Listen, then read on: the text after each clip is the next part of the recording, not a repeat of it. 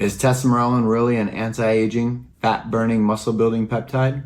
This is Casey with Living Youthful. We're about to embark on a 16-week journey to see if this peptide does everything that it says it does. I'm going to be going over mixing, dosage, injection, everything you guys need to know so that way you can start researching this peptide at home. You're definitely going to want to hit that subscribe button because I'm going to document everything from A to Z to see if this peptide is better than CJC 1295. Super excited to jump into this tesamorelin. I've only done the CJC 1295 and ipamorelin blend.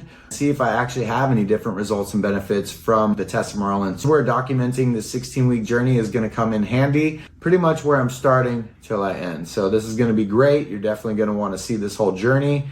The benefits consist pretty much the same as CJC 1295 does, except it has that added trans 3-hexanoic acid to it, so it makes it more stable in the blood plasma and actually gives it a longer half-life. You are supposed to burn more fat because it is a fat-burning peptide. Tesamorelin should always be done before bed. Do one big shot before you go to bed. It's not like CJC 1295 where you split the dosage through the day. Make sure you're fasted 2 to 3 hours before you do your shot. That's when you're going to get the most from the peptide, so that way your insulin levels are regulated. I'm going to be researching 6 days on, 1 day off. You can do 5 and 2.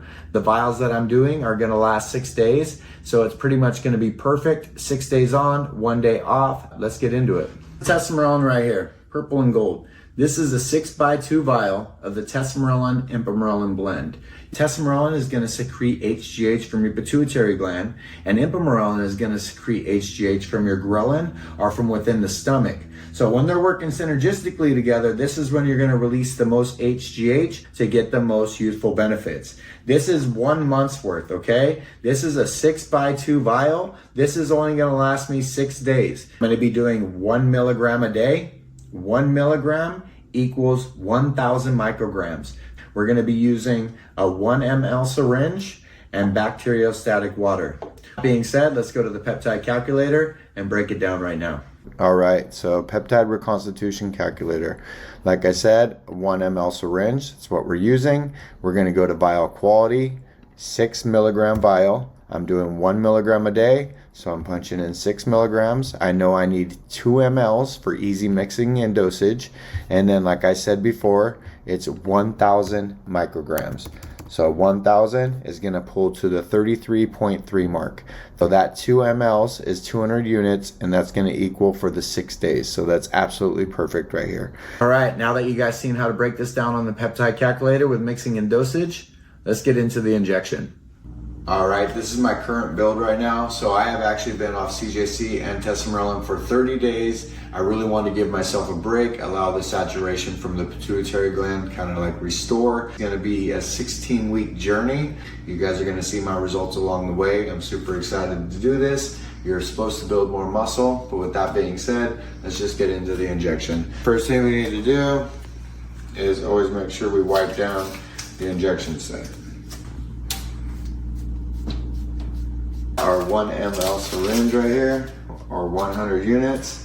And what we need to be doing is pulling to the 33.3 mark. So right about there. That's a pretty big injection. So that is 1,000 micrograms or 1 milligram, okay? Grab our peptide, very easy.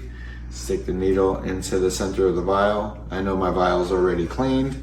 I just cleaned it myself. Turn it upside down ever so gently. And then we're gonna pull to that 33.3 mark. And we're there. And pull down, get all the air bubbles, push it back up. All right, and we're here. We'll go to the injection site. Push down and in, and boom. Since there is a little bit more mixing agent in this, it left a little bit of a bump. That's no problem. All you gotta do is just rub gently and it will go away. And then that was the shot.